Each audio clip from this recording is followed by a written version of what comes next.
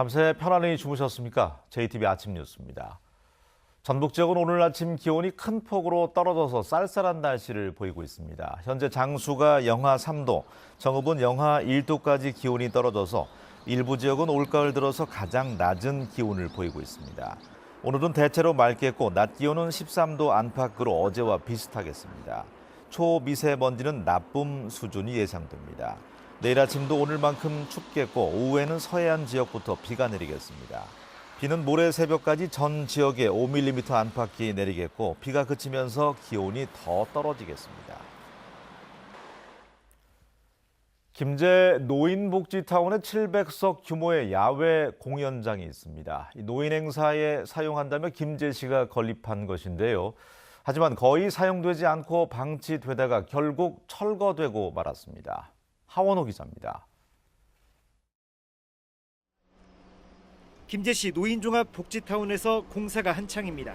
공사 부지에는 원래 노인들을 위한 야외 공연장이 있었습니다. 김제시가 야외 공연장을 철거하고 노인복지관 건물을 짓고 있는 겁니다. 이 자리가 뭐였죠? 공연장. 그럼 지금 다 철거된 건가요? 네, 철거하고 복지관이죠. 2002년 김제시는 노인복지타운을 건립하면서 3억 원을 들여 700석 규모의 객석과 무대를 갖춘 야외 공연장을 지었습니다. 하지만 거의 활용되지 못했습니다. 행사는 노인복지타운의 앞마당이나 강당에서 이루어졌고 야외에서 치를 만한 행사도 마땅치 않았습니다. 누가 얼마나 공연을 크게 노인분들이 하는 것도 없고 그래가지고 처음에는 이렇게 활성화를 많이 시키겠다고 했지만 그게 이제 뜻대로 안 되시니까 요즘은 또 실내에서 많이 하시잖아요, 야외보다. 최근 4, 5년 동안에도 사용된 적이 없다는 설명입니다. 결국 야외 공연장이 모두 철거됨으로써 3억 원이라는 예산만 고스란히 날아간 꼴이 됐습니다. 의회에서도 책임을 통감하는 바이고요. 앞으로는 좀 이런 일이 일어나지 않게끔 더 견제하고 의회의 역할을 충실히 하겠습니다. 노인복지를 위해 사용하겠다던 예산은 허투루 쓰이고 건물은 방치되다 결국 철거됐지만 아무도 책임지지 않는 전형적인 예산 낭비의 현장입니다. JTBC 뉴스 하원호입니다. 전북대 총장 선거에 경찰이 개입했다는 논란이 불거진 지 열흘 가까이 시간이 지났습니다. 하지만 경찰은 진상조사는커녕 물의를 일으킨 경찰관에 대해서 아직까지 아무런 조치도 취하지 않고 있습니다. 이쯤 되면 제 식구 감싸기라는 비판이 커질 수밖에 없습니다. 정원익 기자가 보도합니다. 경찰이 전북대 총장 선거에 개입한 의혹에 대해 첫 보도가 나간 건 지난 11일입니다. 그 뒤 전북대 교수들은 두 차례 성명서를 내고 철저한 진상조사와 엄중하고 신속한 수사를 촉구했습니다. 선거 기간에 공개적으로 현 총장에 대한 첩보를 수집한 건 규정 위반이라는 사실도 확인됐습니다. 논란이 커지자 경찰은 사실관계를 확인하고 있다고 밝혔습니다. 확실하기보다는 정확한 사실관계를 이제 확인을 해봐야겠죠. 근데 일단은 뭐 잘못한 부분이 있는지를 한번 따져봐야겠죠. 하지만 열흘 가까이 지난 지금도 사실관계만 확인했을 뿐 아무런 조치도 취하지 않고 있습니다. 진상조사는커녕 자체 감찰이나 징계 절차에 대한 계획조차 없이 눈치만 보고 있습니다. 지금 결론 난 상황은 아니고요. 저희들도 이것저것 지금 보고 있는 상황이라서 지금 말씀드리기가 조금 곤란하긴 해요. 지금 언론 보도도 계속 나오고 있고 그래서. 사안의 중대성을 외면한 제 식구 감싸기라는 지적이 나오는 이유입니다. 확실한 진상조사가 조속히 이루어져야 되고 그 결과에 따라서 필요하다면 징계나 법률적 행위도 조속히 이루어져야 지금 일어나고 있는 혼란과 우려들을 해소시킬 수 있다고 생각합니다. 언제나 공정하고 발빠른 수사를 내세우는 경찰이 정작 제 식구에 대해서는 미적미적거리고 있습니다. JTBC 뉴스 정원익입니다. 도시재생사업은 문재인 대통령의 대선 공약이자 현 정부의 주요 국정과제 가운데 하나입니다. 전북에서는 지금까지 13곳이 대상지로 선정됐는데요. 사업이 계속 늦어지고 있어서 제대로 추진될 수 있을지 우려의 목소리가 나오고 있습니다. 송창용 기자입니다.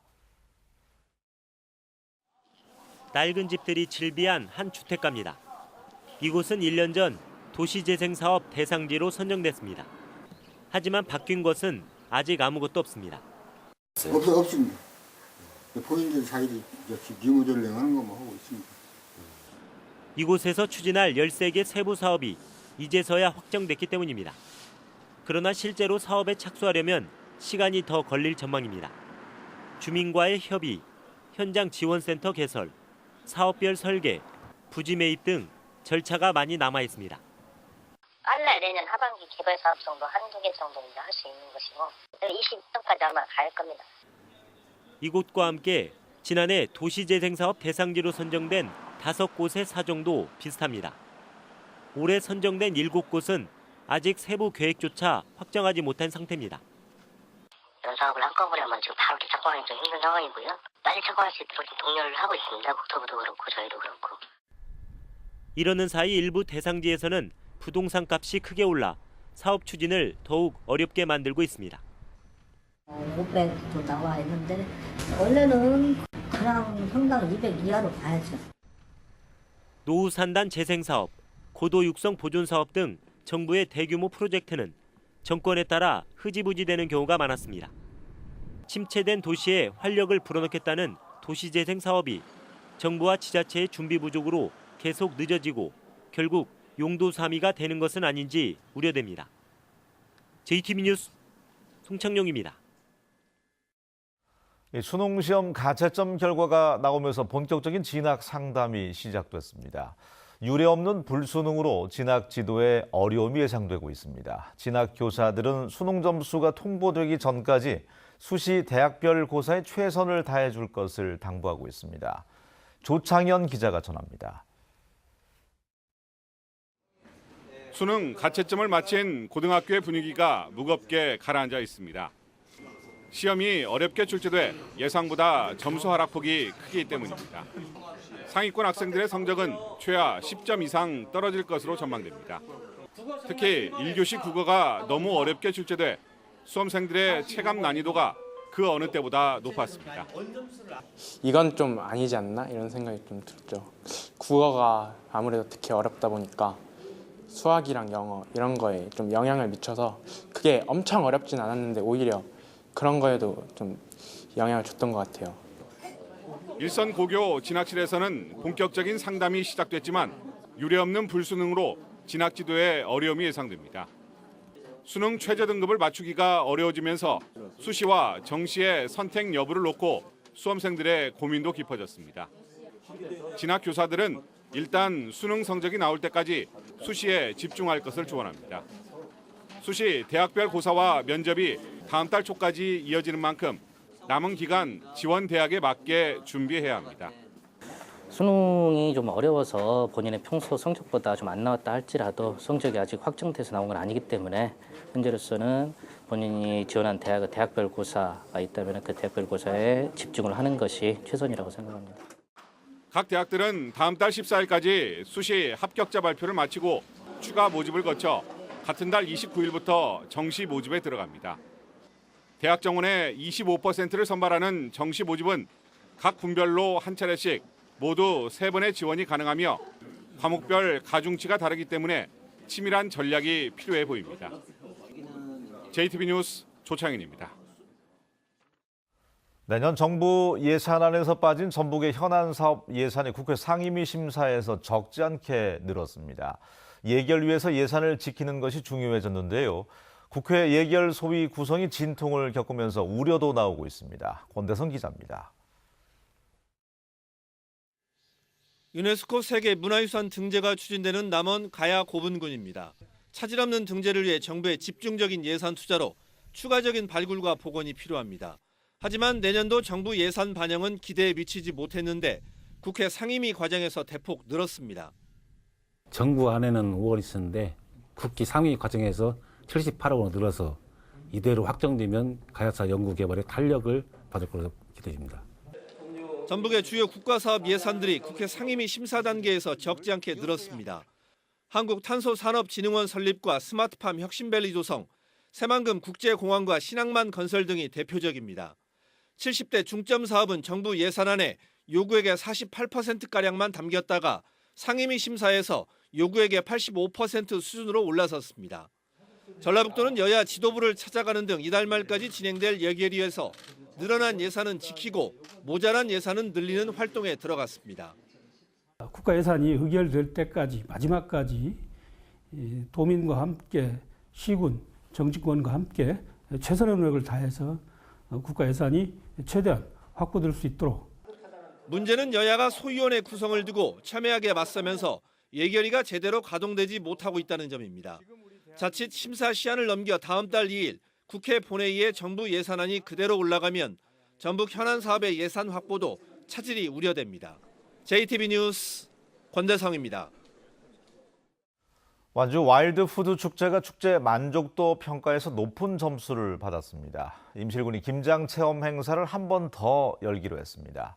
주혜인 기자가 전합니다. 어린 시절 향수를 자극하는 옛 음식과 이색 먹거리. 완주 와일드푸드 축제가 전국 41개 축제를 대상으로 한 관광객 만족도 평가에서 5위를 기록했습니다. 또 축제 참가자들이 평균 29,100원을 쇼핑비로 쓰고 있는 것으로 조사돼 전국 축제 가운데 가장 많았습니다. 완주군은 지역의 로컬 푸드를 저렴하게 판매한 것이 관광객들의 호응을 얻은 것으로 분석했습니다. 남원 주생영농조합법인이 내년부터 무인 헬기를 활용해 공동 방제 작업에 나섭니다. 무인 헬기를 운영하면 고령화로 인한 일손 부족 문제를 해결할 수 있고 적절한 시기에 병해충을 방지할 수 있을 것으로 기대됩니다. 농촌 고령화로 어려움이 있는 농촌의 무인 헬기를 통한 방제 작업이 농산물 생산에 큰 도움이 될 것으로 기대합니다. 임실군이 오는 26일부터 다음 달 2일까지 김장 체험 행사를 추가로 개최합니다. 임실군은 지난 10일에 열린 김장 페스티벌에 미처 참가하지 못한 신청자들이 많아 추가로 김장 담그기 행사를 마련했다며 오는 22일까지 참여 신청을 받을 계획이라고 밝혔습니다. 장수군 자원봉사종합센터가 김장김치 나눔 행사를 열었습니다. 참석자들은 김치 500kg을 담가 독거노인 등 소외계층 50가정에 김장김치를 전달했습니다. JTB 뉴스 주혜인입니다. 도의회가 전라북도 건설교통국을 상대로 연 행정사무감사에서 전라북도가 공항버스 운행 사업자인 대한관광리무진에 특혜를 줬다는 주장이 제기됐습니다. 이한기 의원은 한정 면허가 1997년 이후 계속해서 이어지는 건 특혜라고 주장했고, 최영일 의원은 인가를 받지 않고 기점을 바꿨는데도 과징금만 물렸다고 지적했습니다. 전라북도는 한정 면허 유지는 1997년 당시 규정에 따른 것으로 특혜가 아니고 기점 변경에 대해서는 법적으로 검토하겠다고 해명했습니다. 이른바 봉침 목사가 설립한 비영리 민간단체의 등록 말소 처분은 적법하다는 판결이 나왔습니다. 전주지법 제2행정부는 이 목사가 설립한 자활지원협회가 등록 말소 처분을 취소하라며 전라북도를 상대로 낸 행정소송에서 상시 구성원이 100명을 넘지 못한 점을 들어서 단체 등록을 취소한 전라북도의 행정처분은 적법하다고 판결했습니다. 이 재판부는 또 이 협회가 운영하는 임실 장애인 주간 보호센터에 대한 시설 폐쇄도 적법하게 이루어졌다며 원고의 청구를 기각했습니다.